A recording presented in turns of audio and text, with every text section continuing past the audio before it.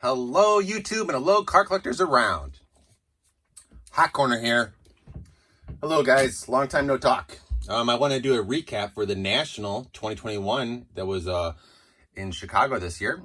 Just ended this last weekend. I did go 2 days. I went Thursday and Friday. Not gonna lie to you, my feet are killing me. But it definitely was an amazing experience. I ran into quite a few people that I either watched their YouTube channel or they're just big collectors that I've known for a couple of years now. And then a lot of dealers that look familiar to me because I go to quite a few card shows in the Chicago area, and most of those guys go there as well. So yeah, it was a great experience. The prices are very high. I expected the hobby boxes and just boxes in general to be extremely expensive. So my goal at the National was not even to buy boxes. My goal was to go for single cards only. Boy, was I wrong. A lot of the single cards were 3 times the amount of what they're worth in my eyes. I was not discouraged or mad about it. I felt like a lot of people up their prices because, they can, and, they want to try and make money back for their investment. So, but I did get a lot less cards than I was planning on buying. The dollar tables were very packed with people. It was a lot of shoulder to shoulder walking, so I really couldn't sit down and kind of get deep into dollar cards, which I do enjoy doing. But I will show you guys what I did pick up. I did pick up a couple heavy hitters and then one really nice PC that I was not planning on buying. So let's get started. One of the first guys that I saw was on Thursday, and he had a nice little collection of Griffey cards, Ken Griffey Jr., and he only wanted $5 per card, so I had to look into that. I did pick up 4 cards. Since then, I have traded 2 of them to a buddy, but these are the 2 I kept. Just nice cards of Ken Griffey Jr. And the nice die cut. Looks like it's a Flair Genuine high interest card. I did not have that one. And then, of course, a nice just chrome card. It looks like it's from Upper Deck Perception, it's called. And it's called Decade. That's a nice one, but a little bit older. These are like 90s inserts. Nice cards of him. I also, I was just really random, honestly. I went to at each table. I just kind of observed what they want. I did look at everything: football, basketball, baseball. Vintage was really nice. There was a lot of vintage. I have never seen so many Michael Jordan rookie cards ever in my life. Every dealer had at least 1, maybe 10 rookie Jordan cards in their cases. Some were going for like $30,000 and some were going for like $3,600. I think the cheapest one I saw was like $3,200. One day I will invest in a Jordan card, but right now it just didn't feel right. So I did not pick up a Jordan rookie card. So here's a couple more randoms. Let's do, I did pick up a little bit of each sport. I'm going to do the basketball card since there's only like 1. I did pick up a nice auto of Steve Francis. He's kind of an underrated player from the 90s. The guy had so many awesome dunks, and he was a really good player in my eyes. So I picked up a nice die cut auto of Steve Francis.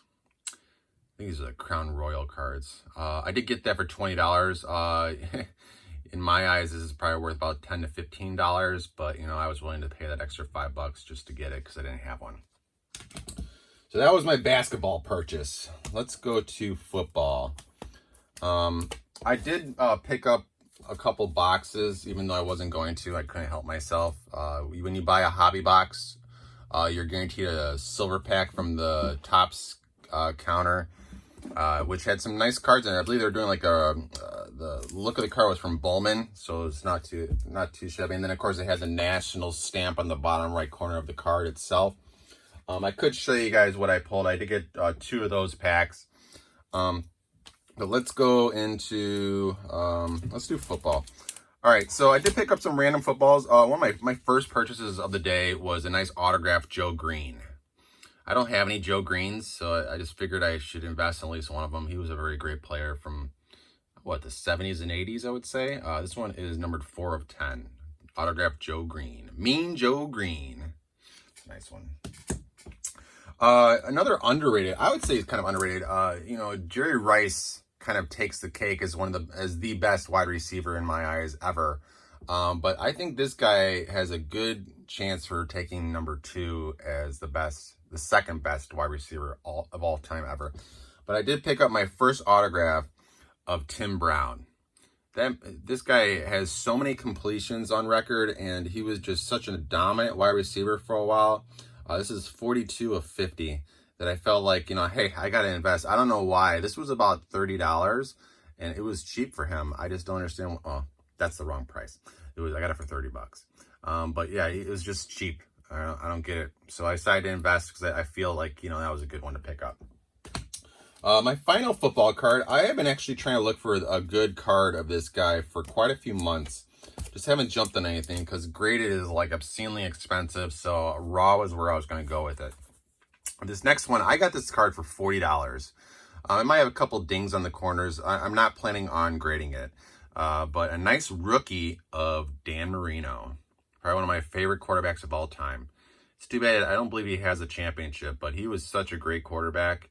I loved how he threw the football, honestly. He threw the football so hard. I mean, I wouldn't even want to be in front of that ball if I was being the wide receiver. But a rookie Dan Marino. Nice card. All right. Yeah, I mean, I really didn't pick up much. I mean, I even came home with money, which is kind of a surprise because usually when I can't help myself when I go to a card show. I just kind of spend. But I did pick up, here's baseball. Let's see. And then I also have two care packages or from eBay. I got them mailed into me while I was at the National, so I'll show those as well. I picked up my first autograph of this guy. He's got such a sloppy auto that I've been really not jumping on anything of his because I want that, I'm that perfect auto guy. I need to have a perfect auto of him. So this still isn't perfect, but I just loved the design and how clean the auto looked. But I did pick up an Absolute Baseball. This is Baseball Signatures 2021, and it's number 3 of 20. Autograph of Sammy Sosa on a black ball, it looks like. Nice clean gold auto on him. Really nice. Again, I'm not going to get it graded. I'm not much of an Absolute fan either. Absolute product. It just kind of, I don't know, it doesn't look eye-appealing as much as it should, I think. And of course, it's not licensed, but it's a nice one of him. A nice auto of him. All right, and then let's see. The final two, I'm going to leave those for the end because that's kind of the holy grail. I did pick up a box of Gypsy Queen 2021 because it was cheaper than normal, and a box of Stadium Club 2021 because I just liked that product. And I opened them at home because I didn't want to, I didn't want to open them at the National because there's too many things going on. So I didn't think I was going to do so well, but I actually pulled a pretty good card. I was lifting through the cards while I was opening the box, and lo and behold, I pull an autograph of Cal Ripken Jr. What a great shiny card that is. Too bad it's a sticker out, but the shine is really nice. And I of course, I was very excited because, I have quite a few Cal Ripkens, and, this one was low numbered, 21 of 25 on that one. My best pull this year for Stadium Club 2021, by far. So at this point, I'll probably stop buying boxes of it unless they go dramatically cheaper than they are right now, the boxes. So, yep, that was my best pull. So that kind of made the National a little more exciting. Kind of felt like I didn't walk away with that nothing or anything like that. So the Gypsy Queen was kind of a bust. Did get a couple random rookies that people are collecting, like Cabrian Hayes, base rookie, and a couple other random guys, but nothing to brag about.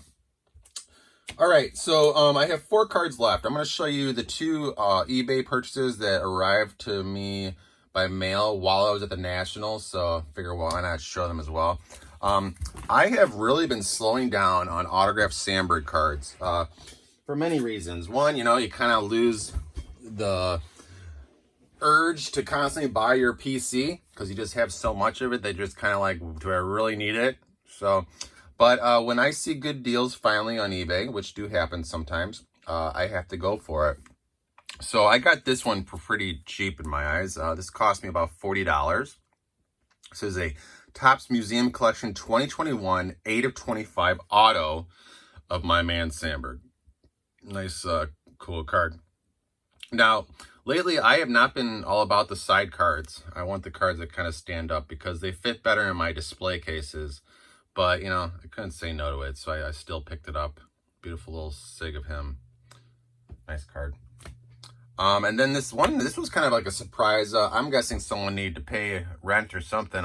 So they made this dramatically cheaper on eBay. I didn't even barter with him on prices. I mean, the price that he had, I was like too good to not say no to. So I jumped on it immediately. I actually had an eBay gift card from my birthday that I haven't spent, so I used it to buy this. This card cost me $70, and from looking at the history for the last like month and a half on eBay, it's been going for about 100 to 150 sales. So that $70 for this was a really good deal on my eyes. A dual auto 2021 Topps Definitive Collection of Ryan Sandberg and Andre Dawson. I do have a couple dual autos of him and Dawson already, but I mean, anyone who was a Cub fan knows that these two guys were inseparable. I mean, they were playing on the same team for quite a long period of time. Nothing better than watching Sandberg and the Hawk, you know, hit some balls out of the yard. So that was my good pickups for eBay. So the last two are pretty much the holy grail of my national experience. Again, I definitely loved meeting all the YouTube guys. The after party on Thursday night was a lot of fun. We opened up some junk era packs and just talked cards. It was a great experience. I hope we get to do it again sometime. So this card I picked up the first day, which was Thursday for me. I got it for a really good price. It looks like a lot of this guy was a lot of money, man. I saw this auto going for at least $400 to maybe $800 to $1,000 for any card that had this guy's auto on it. So I got this card for $200. The guy that I bought it from obviously really wanted to, he wanted to sell. I definitely was happy that he was willing to barter back and forth with me. A lot of the dealers were just like, it's this price or nothing. And they didn't want to barter even $10 off of their items. It was just it was a little disappointing. But I picked up this one. This is a dual auto, signature hour of Griffey and William McCovey. And they are on-card autos. So I thought that was pretty extravagant. $200 for this. And I got them down from $250. So I thought that was a pretty good deal. This is a beautiful card. Beautiful. I know a lot of people are like, oh, well, Griffey's on the Reds. You know, I'd rather have him on the Mariners. Yeah, me too. But I have a dual auto with both of them on it. And I did not have a William McCovey auto, which I was kind of searching for. I can't go wrong with that. So, yeah, that was it. And then the final one, which I actually did pick up on my last day, which was Friday. I was there for only about 4 or 5 hours because my feet were already hurting from Thursday. So I picked up this one. I figured I wanted to pick up a heavy hitter, something that's iconic in the hobby world. I really didn't go into the National, you know, planning on buying this, but I couldn't turn away from this one. So I picked up my first and only PSA 1969 Topps rookie of Reggie Jackson. Very iconic card. It's very beautiful.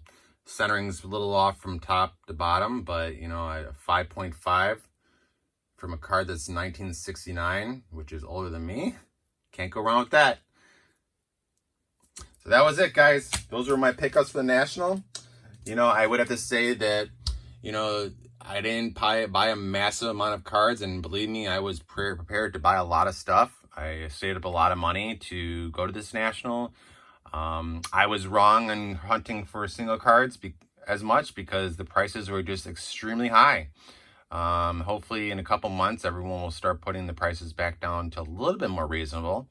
But other than that, my experience for the National was seeing everyone that I watch on YouTube and just, you know, card collectors in general that I know throughout the years. It was a great experience. I look forward to doing it again. All right, guys, I hope you enjoyed that little recap of the National. Like always, collect, collect, collect.